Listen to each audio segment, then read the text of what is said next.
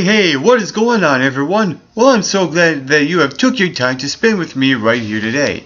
I am your co-host for the MRB Wrestling Review Show, Mike McRock-Wilson, and just a couple of nights ago was TNA Impact Wrestling Live in Atlanta, Georgia. The show kicked off with Bully Ray making his way to the ring, and got interrupted by Hulk Hogan, and made a match for later on the evening. It was going to be Bully Ray versus Jeff Hardy, but it's not a title match. Even though there's a ladder involved, there's going to be something else hanging high above the ring, and that is a hammer. More on this coming up on this review. Also last night, Chavo Guerrero, backstage with Tiger Hernandez, states that they're both in the Bound for Glory series. And then all of a sudden, the two of them compete in the ring in a Bound for Glory's qualifying match. Explain the logic in that, please. I would like to know, because I don't know if I missed something or if there's some sort of misunderstanding of that segment backstage before their match. I don't know. So if anyone wants to clarify it for me, feel free to drop a line at the MRB Wrestling Review Show. So with that said, I'm surprised that Hernandez actually won this match and not Chavo Guerrero, because Chavo Guerrero made his debut, not too long ago, like early last year, and teamed with Hernandez. And Hernandez is a, teenage superstar who has been around for years, since the LAX days, and I think it would have helped Chavo more to be in the BFG series, because it would make the BFG series more exciting. But what I did like is that the end result wasn't a big move then a pinfall. It was more like a roll up and a pinfall for Hernandez, which made Chavo upset a bit, and now we're planting the seeds now for a possible heel turn, maybe, for Chavo.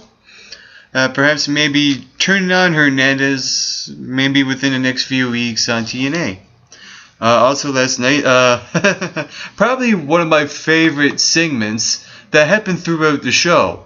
And that was the television championship picture with Devon, Joseph Park, and Abyss. I like that Devon called out Abyss, stating that he has something belonging to him, the television championship. He calls out Abyss. He ends up getting Joseph Park, who is really the same guy, so they're kayfabe in the whole situation, which I absolutely love. And Joseph Park actually took down Devon, and even though Devon kind of had the last word, you hear Abyss's music hit. I mean, he don't even show, because Joseph Park is still there. He's kind of left bloodied, and now he's really furious. Okay, of course, now we know what's going to happen. Abyss is going to show up sometime now in the show, right? Well, of course, because Devon and Knox try to find Abyss backstage, only to be ambushed by Abyss, and the little things I absolutely love. You see Knox's shadow, and then the shadow behind him is Abyss. He has his arms out, and then just grab Knox and runs off. It is something out of a classic horror film. And then you see the television title, and then Abyss attacks Devon, and then shortly after, Abyss says he's going to take this television title championship into the Abyss. And I'm wondering what he actually means by that. I mean, I could see now that that Abyss could actually replace this title with something totally different, which is what a few people done. One was the Legends champ, the Globic champ, and then in the television champ. I think there's going to be a change in the championship, because what Abyss had just said, I like to see Abyss bring back the Hardcore Championship to TNA. I think the Hardcore Championship will actually solidify that, you know, TNA is total non-stop action. It's hardcore, and really, what better way to introduce the Hardcore Championship and who to introduce it? Abyss. Also last night, it was a qualifying match for the BFG series. Robbie E went one-on-one with Samoa Joe. This is what I like about this match. It was quick, one-sided, right? Samoa Joe got the victory. But how did he win? By submission. And in the BFG series, when you gain a submission victory, that's 10 points. And a pinfall's 7 points, but when you hit a submission move in the Battle for Glory series, that's 10 points for you. And what I like is that Samoa Joe has set the bar now, even though the BFG series is not even happening yet. Samoa Joe has set the bar now because he gained a submission victory, and he's the guy right now that could possibly be one of the final guys in the BFG series. Also last night, it was the debut of Rampage Jackson. And he stated that, of course, and now here's what I like that actually came out of this. Rampage Jackson stated, if he wants to be the best, he's going to have to, you know, beat the best. And of course, who interrupts Rampage Jackson? The best wrestler in the world, Kurt Angle, who has just been inducted into the TNA Hall of Fame. And what I like about this is that, you know, the stare down between Kurt Angle and Rampage Jackson was absolutely classic. It almost feels like a mix of MMA and wrestling. I hope that Rampage Jackson actually can differentiate MMA to the wrestling business, because, you know, it's not as real as you might think it may be. So yeah, hopefully Rampage Jackson does know the difference, and I think the best way to introduce Rampage Jackson is to have the best come out and interrupt. That was actually the great thing that happened to Rampage Jackson on TNA on Thursday. So kudos to TNA Impact Wrestling for that segment at the hour. Also, it was a 6-man tag team match. Kenny King, Bobby Roode, Austin Aries versus James Storm and Gunner, the new tag team champs, and the new X Division champ, Chris Sabin. I like that Chris Sabin got the victory over Kenny King. But with the situation with Kenny King, I see no, you know, way he could. Actually, I take that back. I don't think this will actually hurt Kenny King, because right now Chris Sabin could actually cash in his X Division Championship for a world title match, even though he could come up on the losing end, because Bully Ray, I think, will be the TNA champ going into Bound for Glory anyway. But I do believe this won't hurt Kenny King, because if Chris Sabin does cash in and wants to challenge for the world championship, the logical choice to be X Division champ after that is Kenny King, because of that stipulation they added like last year with Austin Aries when he cashed in the X Division champ and became world champ. So I like that situation. It actually helps Chris Sabin, and it also helps Kenny King. And with that said, in the tag team division right now, I like that Storm and Gunner now have matching tights. Even Taz mentioned it. And right now, I think the logical choice to happen for James Storm and Gunner is to actually have a tag team name. I don't have any ideas what that may be yet, but hopefully TNA Impact Wrestling does. And I would love to see what happens with the tag team champs, and hopefully that they actually do have a name for their, you know, it can't be just James Storm and Gunner. It has to be a tag team name, because right now they are looking great right now with the tag team division, and hopefully that they help keep the ball going for the tag team division. Also last night, Mickie James went one-on-one in a non-title match against Taylor Hendricks. I like this because it actually gave Taylor Hendricks, you know, some screen time on Impact Wrestling, even though she came up on the losing end. which actually made sense because Mickie James right now is fresh as the Knockouts champ, and there's signs of a heel turn as well.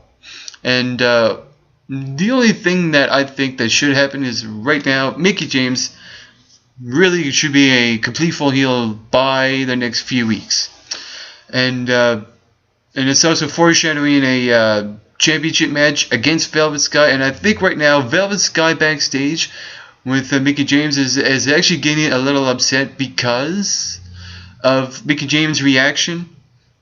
In results to Velvet Sky being attacked by Gail Kim, and I like how Mickie James mentioned that Taryn stole her thunder, which is basically saying, okay, I'm going to turn on you now.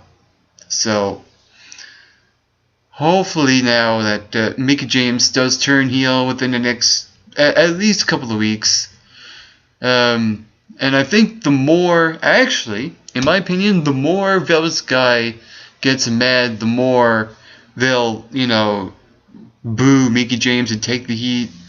And this will be an interesting Knockouts Championship match. Hopefully, and hopefully this will actually happen for a few months. I don't think it'll ever get old, and it might end at Bound for Glory for a championship match. Let's see what happens. And speaking of the next few weeks, next week on TNA Impact Wrestling, three things will happen. 1, Daniels and Kazarian will take on the new tag team champions Storm and Gunner in a special Bound for Glory qualifying match. The winner of this match will be in the Bound for Glory series, whether it be Storm and Gunner or Christopher Daniels and Frankie Kazarian. I personally think that Daniels and Kaz should be in the Bound for Glory series only because Storm and Gunner need to rejuvenate the tag team division. Also, next week, Sting will address his future in TNA Impact Wrestling. I really don't know what's going to happen. I think this will be the night. Okay, either Sting is going to retire, or he'll have some sort of chance in the Bound for Glory series. Either or works for me. AJ Styles will go one-on-one with Kurt Angle in a Bound for Glory qualifying match. I think this would be the perfect thing for Rampage Jackson to actually maybe cost Kurt Angle the match and form this rivalry for Bound for Glory. And AJ Styles, I think, will be the logical choice to be in the Bound for Glory series because his character is new and fresh, and the best way they could help build his character is to put him in the Bound for Glory series and win the Bound for Glory series, and maybe possibly face Bully Ray for the World Championship. Makes sense, right? And the main event was Jeff Hardy versus Bully Ray. What I liked about it is that the little things, Taz and Bully Ray going back and forth with the comedy bits, absolutely hilarious.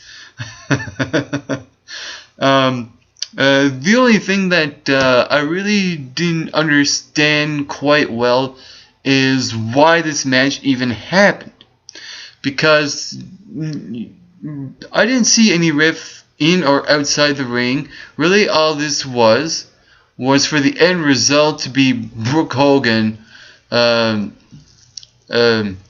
stopping her father from attacking Bully Ray from behind backstage. Now, with that being said, there is a soap opera going on involved here. The only thing I don't like is that there's no real contender for Bully Ray's World Championship, even though Jeff Hardy is the logic choice. It feels like that it is secondary to this, this three-person storyline between Bully Ray, Hulk Hogan, and Brooke Hogan. I think that's just my opinion, and I think a little shady. The storyline might be getting a little shady. I don't think it'll be as bad as the whole Claire Lynch and AJ Styles story. I think, that was just horrible, right? But I think that this storyline could be a little bit more better than that. And I think hopefully this will actually end soon. And I think Brooke Hogan will maybe turn and join Bully as an Aces and Eights. Maybe. I don't know. What are your thoughts? And that was my review for TNA Impact Wrestling in Live in Atlanta, Georgia. I'm your co-host for the MRB Wrestling Review Show, Mike McRock Wilson.